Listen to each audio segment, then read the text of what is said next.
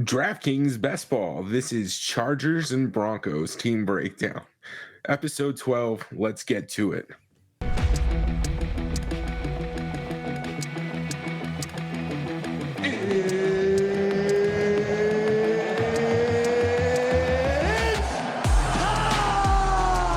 What is up, guys? Welcome to the Edge CFS. My name is Tyson Smith, joined by Ellie Hernandez. Ellie, by the time the folks are watching this, there's going to be, 5 days left until that Thursday night football game, until Best Ball locks.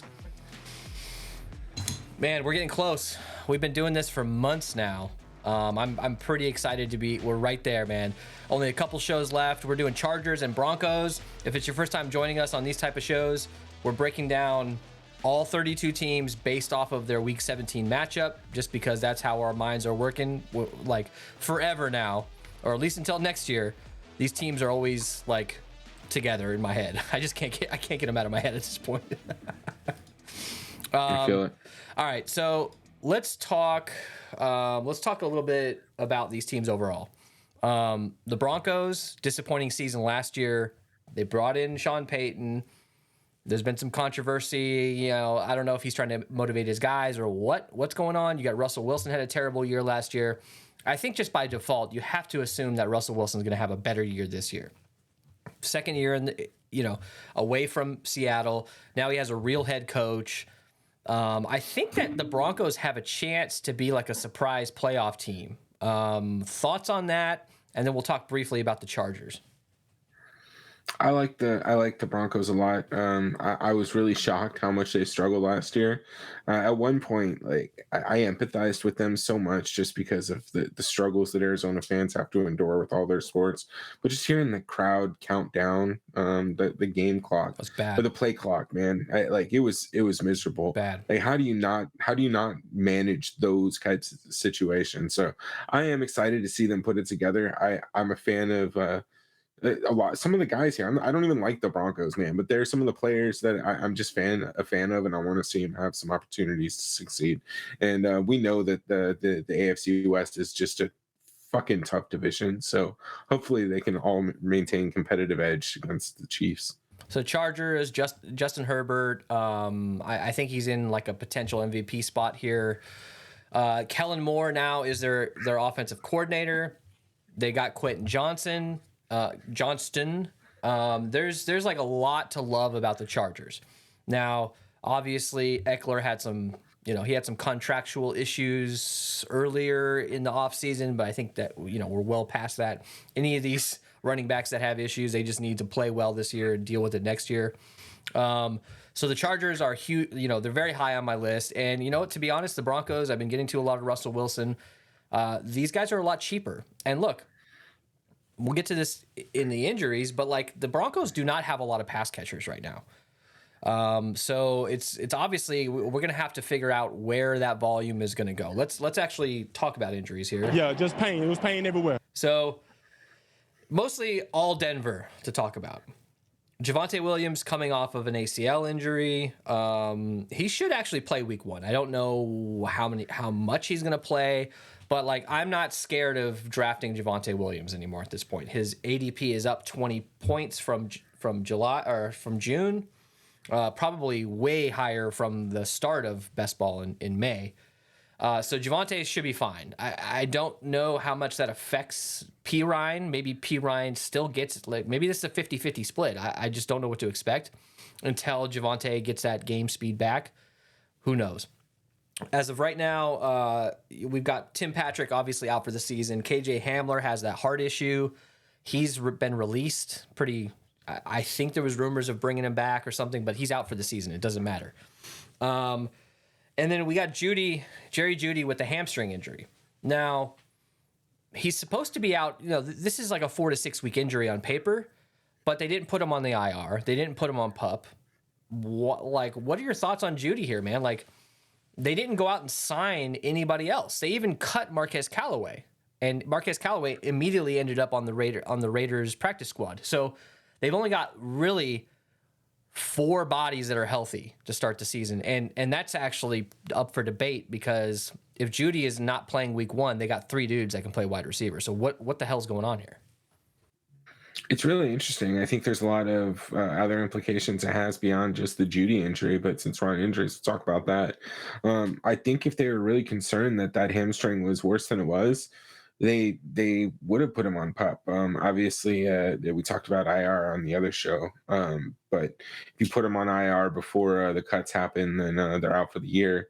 But you can, if you do it afterwards, you have the option to do the return after 4 weeks.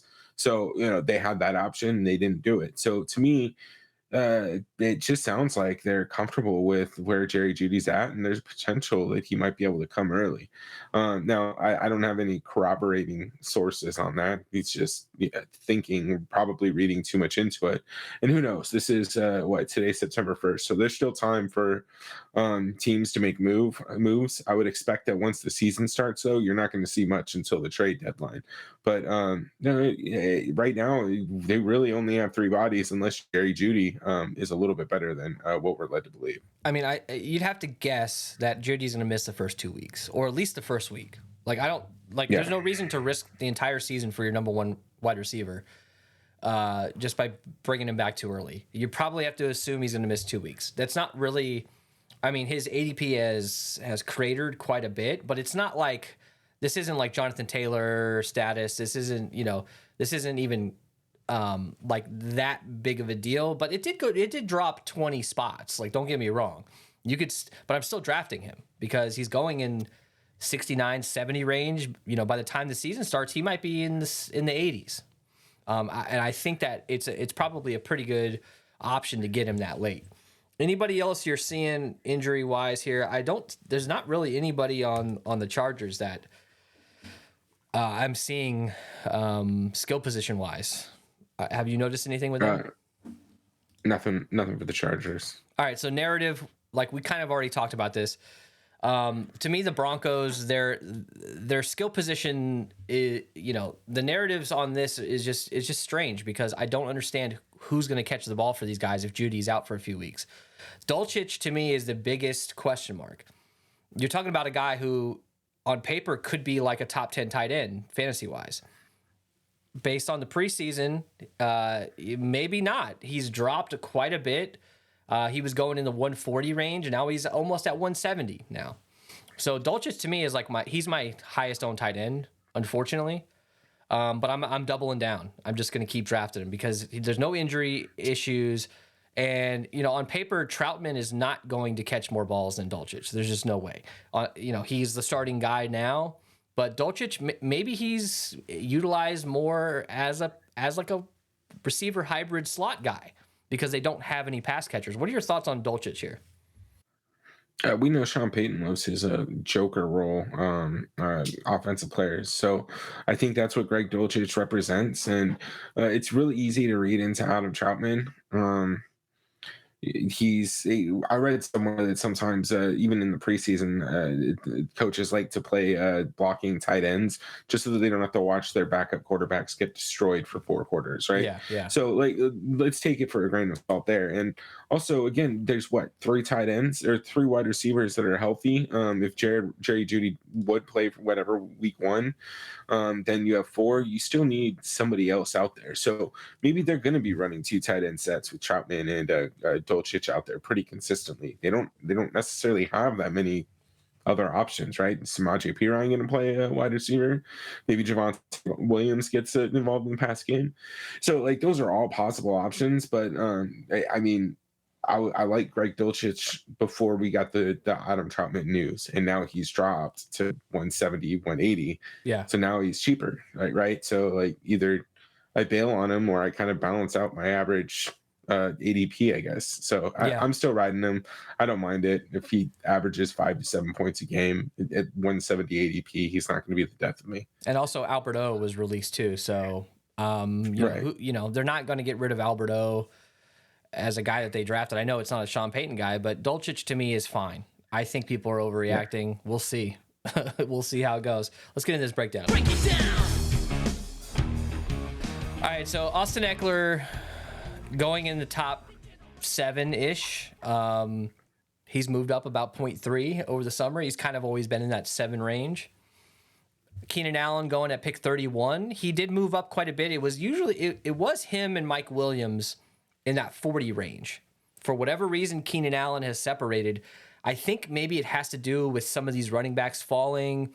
Like there's just not a lot of wide receiver options in that range. You know, you do have DK Metcalf kind of right there, but Keenan Allen to me, I think is moved up just because people are looking for wide receivers at that range. I don't know. Thoughts on Keenan Allen here in this Kellen Moore offense?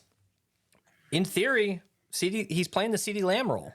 That could be a huge boost for him. But we know Keenan Allen he's a little bit older guy. Can he stay healthy? We know the Mike Williams back issues and just general health issues in the past. I don't know, man. Thoughts on Keenan Allen here? It feels like he's just going a little bit too high for me. He is a little bit too high. When I get in this range, though, I still don't necessarily have too many problems taking him.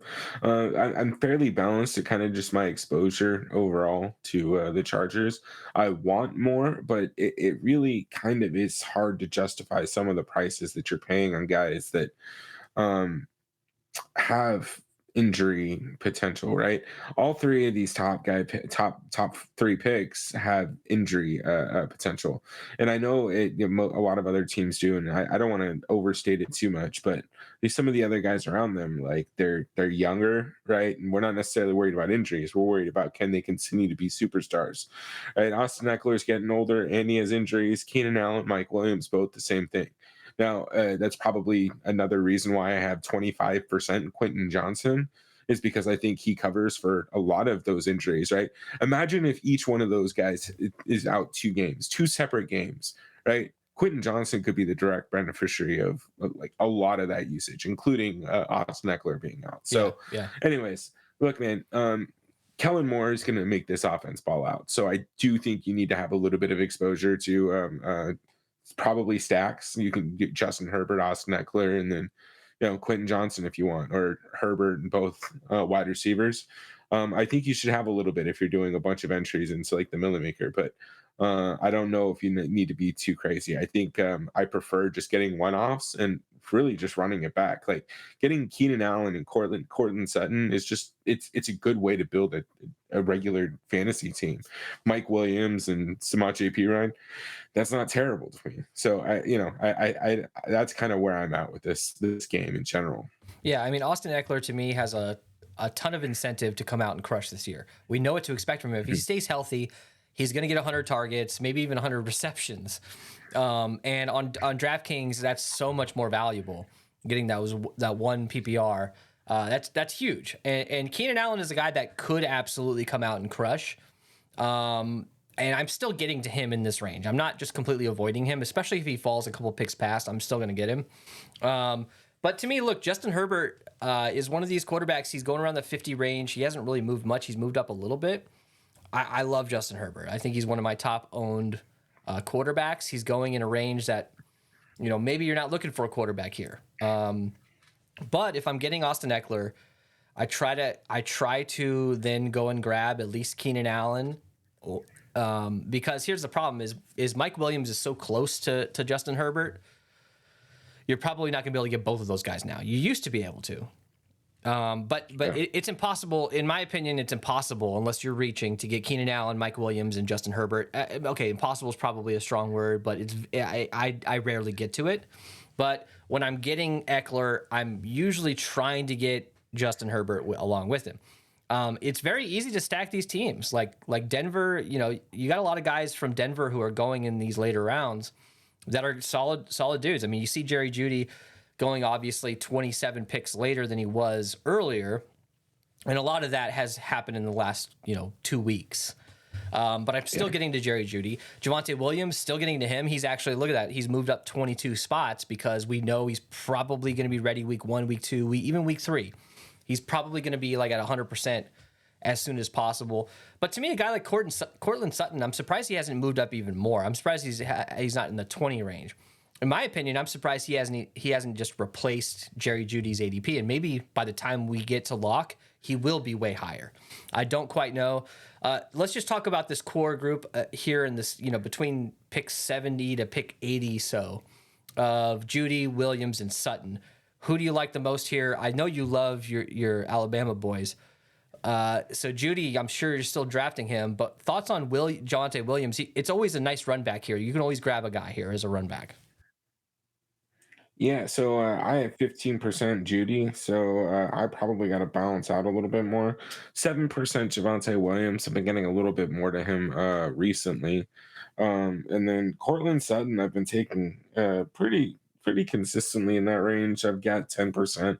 I'm I'm pretty exposed to this game overall, right? And I don't think a lot of these are multi-team stacks, right? So I don't have Jerry Judy and Cortland Sutton in a bunch of these lineups. So I'm talking about like something like 32% of my best ball lineups are going to be exposed to just the Broncos, right? So, look, man, I think in this group right now, I'm prioritizing Javante Williams. I think with the potential injuries to Jerry Judy and just kind of the inconsistencies that we saw in the offense last year, we might see them come out and focus more on just having a consistent run game to take some of that pressure off of the offense. And so that's where I'm looking at in this range. And I think Cortland Sutton would probably be next. But look, man, Jerry Judy, if he falls to 82, like I would absolutely take him over Cortland Sutton. It's tough, right? You kind of just got to see the way your draft's going and go from there.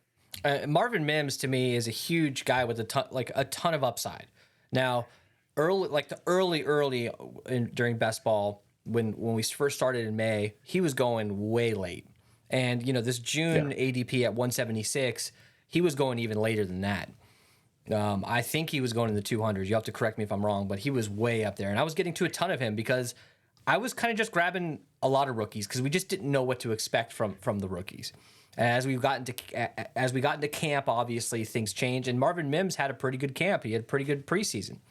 So he's skyrocketed, obviously, 50 points here to around pick 125. Marvin Mims could absolutely be a target beast to start the season just because of the injuries. How much Marvin Mims do you have? Because I have a shitload. Yeah, I've actually come down a little bit. I'm at 10%. But I mean, to your point, most of my 10% is around the 170 ADP range. Like earlier on, you could get some of these guys for damn near free, but now I am getting a little bit more. But even then, like if I get Quentin Johnson, sometimes it's easier to just to wait till pick 170 and stack with Greg Dulcich now, or even take Adam Troutman in the last round. So, like, I just think the drafting has shifted a little bit as we've gotten closer to lock. I just don't know if I want to pay a 126 price on Marvin Mims anymore. But to your point, if Jerry Judy's hurt at all, like he's the wide receiver too on this team, right? Like, so for 3 weeks, he could be out there getting shitloads of targets. Yeah, there's just not enough healthy bodies. I mean, they run in 2 wide receiver sets at all times. I mean, that's unless they run Dulcich in the slot. That's my only thought. Russell Wilson's going around pick 138. He's dropped about 15 spots. I don't know why, but I'm getting to plenty of Russell Wilson. And at the beginning of the season, of the best ball season, I maybe wasn't getting to as much, but I feel like I have a decent amount. What's your Russell Wilson exposure right now when it comes to stacks to him? Only 4%. I thought I had a little bit more, but yeah, man. I again, like when he falls in that range, I don't mind taking him when I've had the opportunity to. I think my draft style is kind of just leaned a little bit more towards punt, backup quarterback, and elite quarterbacks. Yeah, I have 9% Russ, and I have 8% Justin Herbert, just because Justin Herbert's a little bit harder to get to. So look, we've talked about Dulcich. I'm not scared to grab him. I'm doubling down, and I'm grabbing just as much as I was grabbing beforehand. Gerald Everett, thoughts on Everett? What's your exposure to him? He seems to be moving up a little bit. He never, typically, I never see him fall. Like, he's kind of one of these guys that gets reached on a couple, every once in a while in these drafts, people will reach 10 picks to get him. He's a nice addition to these stacks as a run back. We know that he's a pass catching guy and he's going to get opportunities, but he's a little inconsistent in my opinion. Like, honestly, I'd rather just get Dulcich. I know that sounds crazy, but I'd rather just wait and get Dulcich. What are your thoughts on Everett? Yeah, I've got a little bit of him. 9%. I don't mind getting to him. Honestly, I probably have one or two drafts where I got him confused with the Tyler Higbee. So, that happens. But I'm just kidding. He used to be a Ram. But no, I don't mind him. 146, though, I think I just, again, prefer to wait till Dolchich or Dawson Knox. There's just better tight ends a little bit further along, where you don't have to try and rely on Jared Everett. All right, so a guy that I'm going to talk about a lot here is Josh Palmer. He's going in the 200 range. He's been consistently around there. Look, it is a little risky because on paper he's wide receiver 4, but we've seen in the past him step up to a wide receiver 1 role / wide receiver 2 role. And yes, maybe he isn't the best wide receiver in the world, but he's been in the system. Well, I guess this is a new system, but he's been on this team. And I feel like Josh Palmer, to me, maybe I'm just I'm trying to convince myself that my exposure to him is okay. But I usually grab him around this range because, in my opinion, in this range, when it comes to wide receivers or even running backs, he's a guy that has a lot of potential for getting like more opportunity than guys around him in this 206 range. What are your thoughts on Palmer? To me, like you were talking about Quentin Johnson in that way, and I do agree with you. He could be that guy, but we just don't know. I know for a fact that Josh Palmer will play a Mike Williams type role if need be, if Mike Williams is out, and same with Keenan Allen. They can just plug Palmer in there. I don't know. Tell me I'm wrong. Yeah, man. Nick, I actually like Josh Palmer. I think that you're not really risking all that much getting him at this price tag. I think if he was moved up, anything like before the 18th round is probably too high. But here it's not terrible. I mean, I do think that there's probably some better one-off options. Like Michael Wilson's a guy we keep coming back to just because of what his expected role in the offense is going to be. I've been taking Josh Palmer if I want to just throw in another random charger for your run back for your Denver stack. I may have Austin Eckler, and then I'll wrap it up on the back end with uh, uh, God damn it. Who are you thinking about? What the fuck is his name?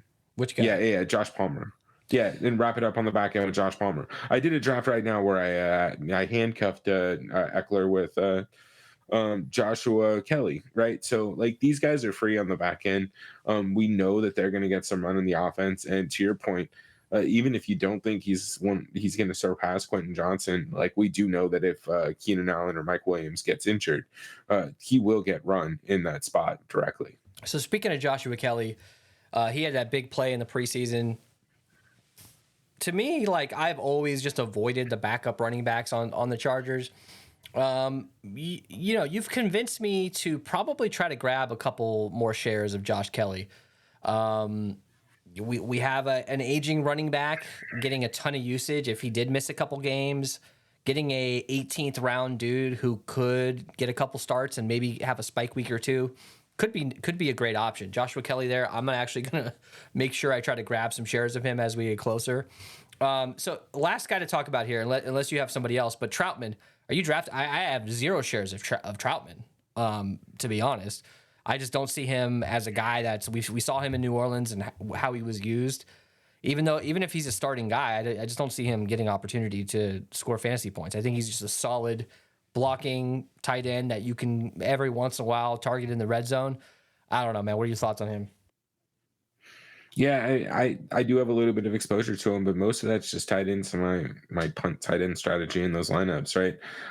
I think he works in a stack and as part of a run back. Like I don't mind taking him right in round 20. I'm not taking him before that, so it's really it's really not anything I'm banking my lineup on. But I do think that he's an interesting person to run back your Charger stacks with. But again, I don't know, man. Like it's easy to get excited about it. But remember last time we got excited about it, he broke his leg like a week or like a day into like 10 minutes into the first fucking quarter of the season. Yeah, he did. So late round guys, I was going after Marquez Callaway as like a 20th round dude to complete my stacks or find a run back if I got sniped. Obviously I'm not doing that anymore since he's not on this team and he's on a practice squad. maybe Brandon Johnson. I don't know shit about him. I need to look into him a little bit more, but he's literally the number 4 dude. He's the only other healthy guy on this roster. Maybe Brandon Johnson in the 20th round as a flyer. Who knows? Get a share or two of him. Anybody else to talk about here as like a sleeper late round pick? No, I don't have anybody, man. All right, let's look at a lineup. I actually drafted this today. I got Austin Eckler at pick 7, Garrett Wilson. Then I grabbed Keenan Allen, and then I reached a little bit on Justin Herbert here. So I've got a Herbert, Allen, Eckler, and who else did I get here? A Quentin Johnson stack with Courtland Sutton, and who else did I get? Who is my other Denver guy here? Courtland Sutton and Samaje Perine. So pretty decent little stack here. This is also a New York Jets with the Cleveland run back stack, 3-6-9 or 2-6-9-3. I took two quarterbacks here. Typically I try to go for 3, but I don't reach for random quarterbacks in the final round without a stack with it. If I have like a stud type quarterback, like Justin Herbert, for example, and Aaron Rodgers in the 10th round, he has a potential to have a pretty damn good season. Will he stay healthy? That's the only, concern that I have about maybe getting that third quarterback. And see, I got a little Randall Cobb there at the end. Thoughts? What do you think about this lineup here? I obviously got my wide receiver 10. Let's see, 2, 4, 6. I got 6 wide receivers by round 8, but I got a quarterback and a running back in the first round, and I got a quarterback in the 4th round. So thoughts on this lineup here? I love it, man. I think you need the extra focus on wide receivers because of the Keenan Allen, Quentin Johnson stack. But yeah, I love it, man. I love, God damn it, I love Quentin Johnson. I'm telling you, him and Jordan Addison are my 2 highest known guys. I have 24% of both of them. But yeah, solid. Austin Eckler, Garrett Wilson. That's a unique stack that's only coming as of late, right? Yeah. Garrett Wilson's ADP has been a little weird lately. All right, so send us off, Ellie. We have a handful of shows more left to do, but these 2 teams, there's a lot of question marks for the wide receivers on the Broncos, but for the Chargers, I feel pretty confident, and I don't mind grabbing a lot of draft capital at the top of the draft, especially with Justin Herbert. Thoughts as we send this off? Yeah, man, this is probably one of my favorite stacks. It's going to be an easy one to do in week 17, and I think people kind of forget about it. You can see with some of the static prices that you have on the Chargers, it's just they've been where they've been pretty much all drafting season. With some of the movement that you have with the Broncos, I think you can still get some pretty sneaky playoff stacks with Jerry Jeudy's ADP sliding.